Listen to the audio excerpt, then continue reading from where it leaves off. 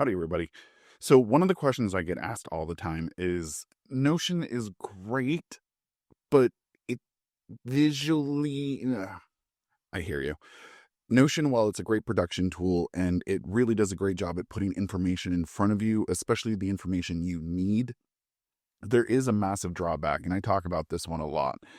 I am by trade a graphic designer, and I like things to look a certain way, as you can see from the container of this video. I like design elements, and Notion is not great at that. So what I've done is I'm making just this kind of short video to go through some of the things that can improve the graphics of Notion to make it a little more aesthetically pleasing. Do you need to do any of this stuff? Absolutely not. But if you're like me, you want things a certain look. So I'm going to be focusing on this in dark mode. And the reason for that is I find dark mode, the colors are much more muted. And that way you can kind of see the worst case scenario. The other thing I want to add for those of you who have downloaded the Author Hub template, if you go back and look at it again, you will see that I've added some of these aesthetic changes. By no means are they going to make or break anything, but for those that want them, it's there. So with that being said, look, there's not really a whole lot that we can do here. So I'm just going to kind of run through a handful of things, and you're going to notice I don't think it makes a huge difference, but I got to be honest, I like a little color on my screen. While I like the slickness of a dark screen, it's a little abysmal, and I want this to be something I log into every single day. So let me just first, the major change that I'm going to do is I like to always have full width.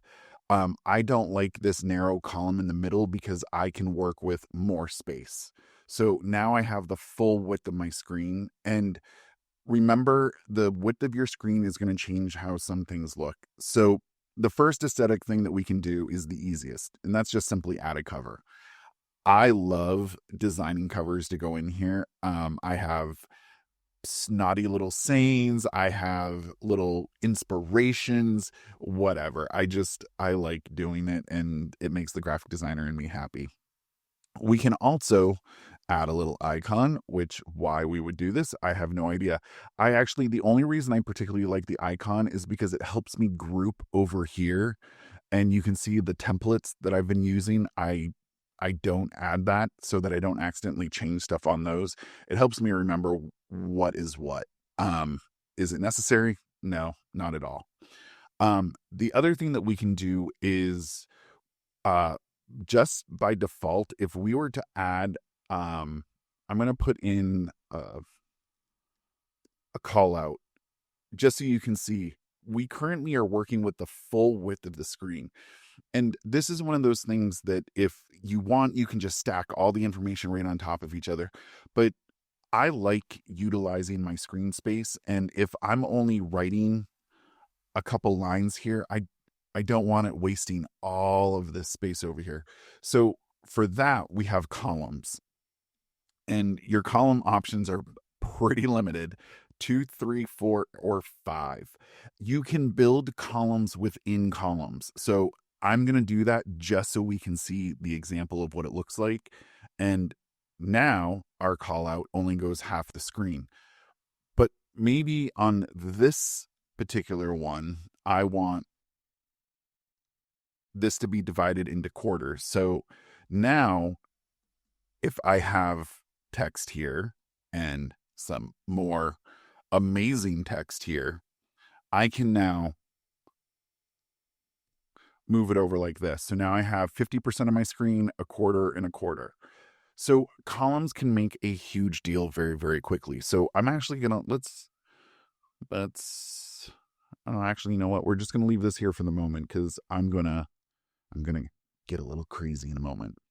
Okay, so let's delete out these callouts. Callouts are probably one of the most visually catching things that you can do that's not an image. Callouts allow you to create a box and then put stuff inside of it. So think of it like a magazine. If you were going to have a call out in a magazine, it's typically a highlighted area that's super unique and you really want the reader to pay attention to it. This is where we get a little bit more designerly. So if I do a call out, I can do this. And then the nice thing is you can change the background color. And I'm going to do, let's do pink just so it doesn't horribly stand out. And again, these colors are brighter if you use light mode, but I am religiously against it. So within the call out, I can do a column. Now you're starting to see where we're mixing and matching things. So now if I have two columns in here, on this one, let's do, I'm going to do a heading, some big type here, and then I'm going to do a heading over here, more big type. And then underneath this, if I want, I can create more columns.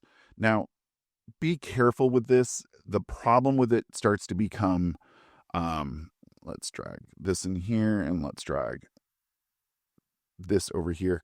The downside is if I shrink my screen drastically, you can even see if I just put that in there, too many columns will start to force things to wrap around and it'll ruin that nice aesthetic. So I don't like to go too narrow with my columns. 4 columns is the narrowest I go.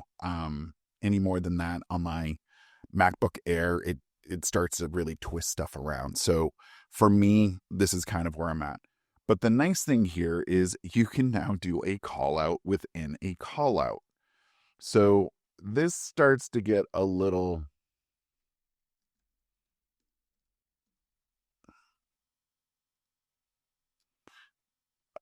let's change the color here. And now you can see that there is a call out within a call out.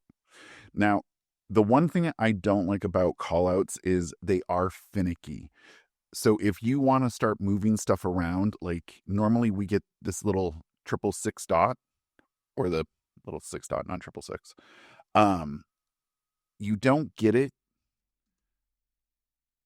on callouts within callouts. So personally, for me, I would only do one callout. I don't like nesting my callouts because it starts to make the functionality of Notion more complicated.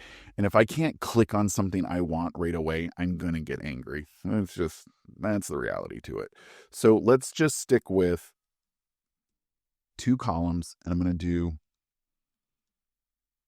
call out here and a call out here. Well, okay, so now we're starting to get a little bit of designer looking things. And I can go through and I can adjust this particular column how I want. We've already seen what header text look like, and so I'm just going to do a quick header so you can see what each of them. Big text, smaller. Let's do it all caps so you can see.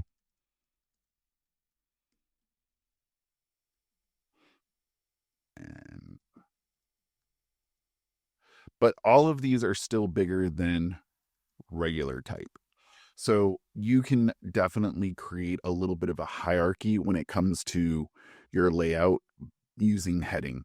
And I personally like having a big header because I do, even on my own Notion that I'm super familiar with, I scan it very quickly.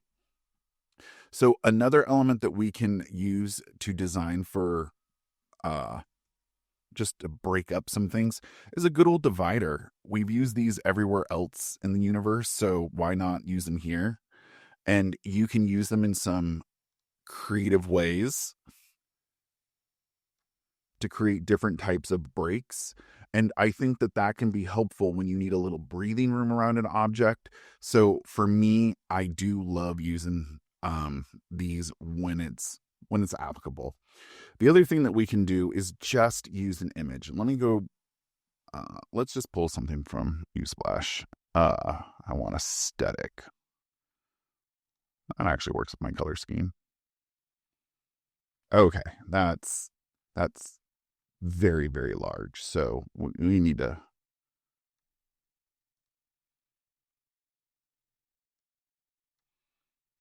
we need to rope this bad boy in. And of course, now it's going to be fussy.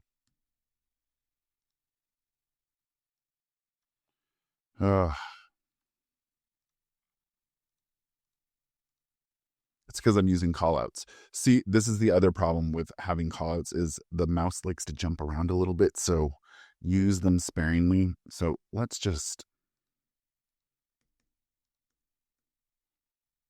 get rid of all the callouts. Sorry, callouts. Let's go back to image. Okay. Okay, so now that we have this, you can definitely shrink the overall size of it. I find images to be slightly fussy. I only ever put them in when I'm doing aesthetics. And that is typically if I'm doing like a character sheet, I might drop them in. I don't particularly like just dropping them in like this because you lose a little bit of control. Notion decided to be a little bit fussy. And you could see when I was trying to grab the bar over here, it wasn't shrinking the image.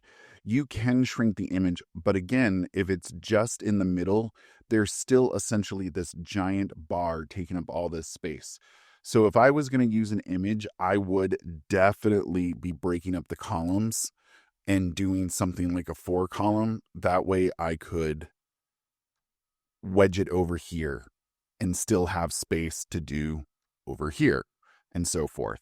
So I don't like using an image on a full. I always like to put it into a column. You get a little bit more control with that. The last thing I'm going to show you, and this is something that you're going to have to do a little bit of research. I'm not going to go into all of them about this, but embeds. Embed is essentially taking a website and putting it onto your Notion. Now, why is this useful? You don't want to put a website. Well, there are websites completely made for embedding. So I just by chance happen to have Study With Me IO, and we are going to drop that link in there. And a moment later, I have a Pomodoro timer built into my Notion. Now, what kind of functionality do you get with this? You only get what they allow you. And essentially what this is doing is it's pulling in the whole website and just showing you this little section. So they have designed this website to be used as an embed. Now, these can get very pricey, and you can definitely go a little over the top with them. I'm not a huge fan of embeds because it's using someone else's material. And what I find is I do all this hunting and I get one I really love only to find out that it's been discontinued or it goes to a subscription model. And the whole reason I'm using Notion is to get away from subscriptions. So if you want to keep everything within Notion and you like having this open and it's just a timer you would like, you can include timers, you can include calendars, you can include clocks, stuff like that. There's not too much that I would go beyond for me personally. But if you are curious, just look up Notion widgets, and there are entire websites of productivity tools that you can include. I haven't found any that I personally like that aren't built right into Notion, but you might find something that is kind of interesting. The last one I'm going to show you, and this is why I didn't even have it on the list, are buttons. Buttons are related to actions. Now, the downside to a button is it is only on the paid plan, unless it comes on a template that you've already downloaded. So there is going to be a little bit of a problem. If you don't have paid Notion, you can just skip right to the end of this. But if you do, you can create buttons that do unique things. I'm not going to go into the automations in this video, but let's just say that you can create some nifty looking buttons. Let's just make a nifty looking button. And then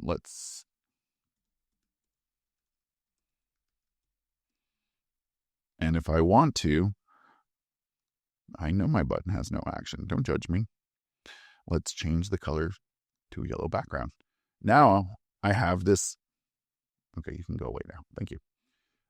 Now I have this nifty little button, and it works just like a button, and it'll trigger some sort of automated task. I'll do another video specifically about those. But this is what you get as far as aesthetics. Is it limiting? Yes. Can you definitely dress up? I'm just going to show you a really quick one that I've been working on. I am currently fleshing this out. I'm going to make it public. I'm going to let everyone have it. This is my probably most aesthetic looking Notion dashboard. It's my to-do list, and you can see it's everything from my writing, my college work, my cover work, and even my chores, because I needed something in the fourth column. And what do you know? I do my chores now. So this is probably as aesthetic as Notion will get, unless you want to start including images. All right.